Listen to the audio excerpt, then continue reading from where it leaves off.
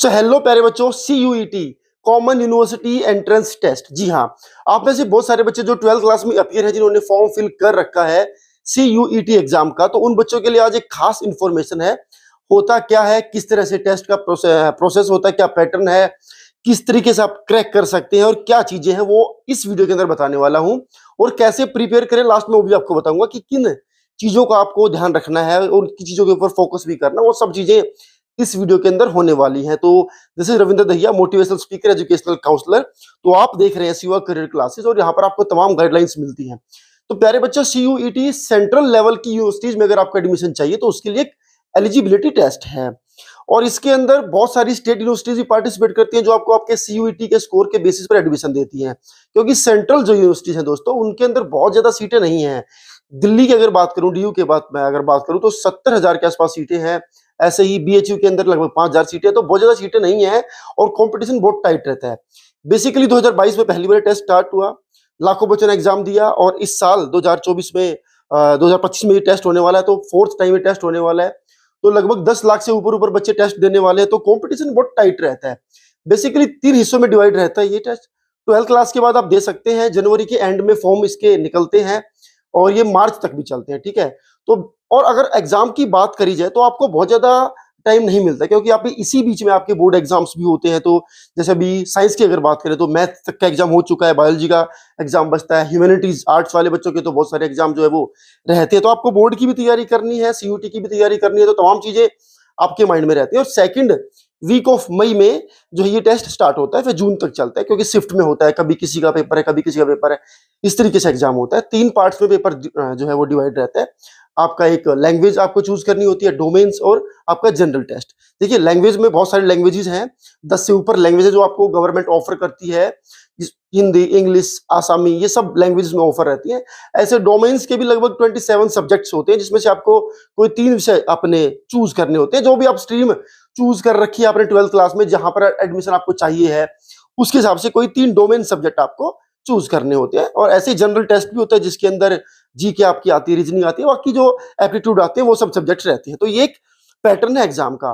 तो जितना अच्छा आप स्कोर करेंगे, उतने चांसेस आपकी अच्छी रैंक आएगी, फिर आपको मन चाहिए जगह पर सीट जो है वो मिलेगी। तो ये तो एक बेसिक सा क्राइटेरिया है। अब बात आती है कि तैयारी कैसे करें। देखो, बोर्ड एग्जाम्स भी हैं, वो भी आपने मैनेज करने हैं। तो कोशिश आपको रखनी है कि इसी बीच में आप अपने सिलेबस को कवर कर लें, क्योंकि अप्रैल के अंदर आपको मॉक टेस्ट ज्यादातर फेस करने चाहिए। उनको सोल्व करके देखना है, जो पिछले सालों के पेपर है उनको एनालाइज करना है। जितने भी चीजें आपने पिछले सालों में आप एग्जाम्स के अंदर अपने फाइंड आउट करनी, जहां पर आपकी वीकनेस है, उनको अपने स्ट्रेंथ में कन्वर्ट करना है। क्योंकि देखिए, सिलेबस की जहां तक बात है, CUET का NTA साफ साफ ये बोलता है कि भाई, हम जो टेस्ट कंडक्ट कराते हैं, इसका जो सिलेबस है, आप किसी बोर्ड से बिलोंग करते हैं, आपको NCERT ही पढ़ना है। तमाम जो क्वेश्चंस आने वाले वो NCERT बेस ही क्वेश्चन आने वाले हैं। तो NCERT से बाहर का सिलेबस NTA ने कहा है कि वो नहीं देते हैं। वही उसका मेन क्राइटेरिया कि आपको जो है NCERT पढ़ करके आनी है। अब पॉइंट ये है कि 12th क्लास में आपने कैसे किया है, क्या नहीं किया है। बोर्ड एग्जाम्स की जो आपकी अप्रोच है, उससे बिल्कुल डिफरेंट होता है। दोनों मोड में होता है, ऑनलाइन में भी होता है, ऑफलाइन में भी होता है। मतलब ऑफलाइन का मतलब आपको OMR शीट दे दी जाएगी, उसके बाद उसी पर आपको फिलअप करने हैं। ऐसे ही ऑनलाइन में भी आपके सामने ऑप्शन टाइप क्वेश्चंस खुल जाएंगे, वहां पर आपने अपने आंसर जो है पिक करने हैं। बट द पॉइंट इज कि 12th क्लास की पढ़ाई, 11th क्लास की पढ़ाई की जो अप्रोच है वो थोड़ी सी अलग होती है, और जो कॉम्पिटिटिव एग्जाम होते हैं उनकी जो अप्रोच है थोड़ी सी अलग होती है। कॉम्पिटिटिव एग्जाम के अंदर आपको 2-3 स्किल्स पर काम करना होता है, सिलेबस भी आपको कवर करना होता है। आफ्टर दैट आपको उसके एग्जाम्स के जो जैसे क्वेश्चंस उसके अंदर आते हैं, उसको भी प्रिपेयर करना होता है। क्योंकि जो टीचर आपको 11th 12th में सिखाते हैं, वो कुछ इस तरीके से सिखाते हैं कि आपको जो 12th का लिखने वाला जो एग्जाम है, उसको आप फेस कर पाए, उसको आप क्रैक कर पाए। But on the other hand, CUET एक कॉम्पिटिटिव एग्जाम है, तो कॉम्पिटिटिव स्किल्स आपकी वो मांगता है, तो वहां उस हिसाब से आपको प्रिपेयर करना है। तो सिलेबस आपको कवर करना है जो NCERT का आपका है, जाहिर सी बात है। लेकिन उसके क्वेश्चंस को आपको इस तरीके से प्रैक्टिस करना है, इस तरीके से मॉक टेस्ट आपने, तभी मैंने बोला कि आपको अप्रैल महीने के अंदर मॉक टेस्ट बहुत सारे करके देखने, सो दैट के जब मई में आप एंट्री करोगे, दूसरा सप्ताह जब मई का स्टार्ट होगा, तो एग्जाम स्टार्ट ही होना, तो आपके पास समय बहुत ज्यादा नहीं होता, क्योंकि मोस्ट प्रोबेबली मार्च तक तो आपके एग्जाम चलते हैं। वो थोड़ा सा बर्डन आपके पास रहता है, आपके ऊपर रहता है, तो वो भी सब चीजें आपको मैनेज करनी होती है। हाँ, बस बेनिफिट एक है कि जो सिलेबस आपका NCERT का 12th में आपने स्टडी किया है, वही आपको उसके लिए तैयार भी करना है। तो द पॉइंट इज कि आपको मार्च में, इन्हीं दिनों के बीच में, आपके बोर्ड एग्जाम्स भी प्रॉपरली मैनेज करने हैं और एक सिलेबस भी आपने तैयार कर लेना है। और अप्रैल मंथ के अंदर आपको बहुत सारे, कम से कम 6 से 10 मॉक पेपर पूरे के पूरे आपको सोल्व करके देखने हैं, सो दैट कि आपकी प्रैक्टिस उस लेवल की बने। इसके लिए कोचिंग की बहुत ज्यादा रिक्वायरमेंट नहीं होती है प्यारे बच्चों, आप सेल्फ स्टडी करके आराम से अच्छा स्कोर कर सकते हैं। उसी स्कोर के बेस पर आपको आपकी मनचाही यूनिवर्सिटी जो है वो मिल सकती है।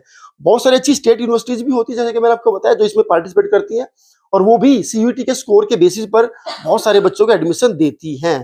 तो ये तो था सीयूईटी के बारे में। तो आई होप कि आपको चीजें समझ में आई होंगी, आप उसी हिसाब से तैयार करेंगे। और देखिए, इसमें एक चीज आपको ऐड कर दूं, जीके का जो सिलेबस होता है वो हर बार वेरी करता है, मतलब कभी 30 से 35 क्वेश्चन आएंगे, कभी 25 क्वेश्चन आएंगे, तो आपको उसी हिसाब से अपना सिलेबस देखकर कवर करना है। तो आप एनटीए की वेबसाइट पर जाएं, वहां पर अपना पूरा सिलेबस आप डाउनलोड करें। तो जो चीजें आपको लगता है कि मेरी वीक है, उनके ऊपर थोड़ा सा एक्स्ट्रा टाइम दें, क्योंकि चीजें आपने पढ़ी हुई होती हैं, उसी में से बस क्वेश्चन आपको बनाने होते हैं। इसलिए जो पिछले साल के पेपर रहे उनको थोड़ा एनालाइज करेंगे तो चीजें आपके लिए बहुत आसान होंगी। इंग्लिश से जुड़े अगर आपको कोई क्वेरी है, आप चाहते हैं कि मैं अलग से वीडियो बना करके दूं, आप लाजमी इस वीडियो के नीचे कमेंट कर सकते हैं। तो मैं उसके लिए आपकी काफी हद तक हेल्प कर सकता हूं। अगर आप चाहें तो आप मुझे कमेंट करके बता सकते हैं। तो ये तमाम चीजें जो सीयूईटी के बारे में मेरे दिमाग में थी, जो मुझे आपके साथ शेयर करनी थी कि कैसे आप तैयारी कर सकते हैं। तो इसी हिसाब से अपने आपको मैनेज करना, टाइम मैनेजमेंट करना, टाइम मैनेजमेंट बड़ा जरूरी है ना, क्योंकि चीजें आपको आती हो, क्योंकि बहुत सारे बच्चे हमने देखे हैं जो 12th क्लास में अबाउ 90% स्कोर करते हैं, बट सीयूईटी उनका नहीं हो पाता है। तो क्योंकि तैयारी का जो लेवल है वो थोड़ा सा अलग होता है, अपने माइंड को थोड़ा सा अपस्किल करना है आपने, और वो कॉम्पिटिटिव एग्जाम्स के लिहाज से ही आपने काम करना है ना। तो चीजें आपको समझ में आई होंगी। लाजमी इस वीडियो को शेयर करें, लाइक करें, और हमारे चैनल को आप सब्सक्राइब भी कर सकते हैं। Thank you.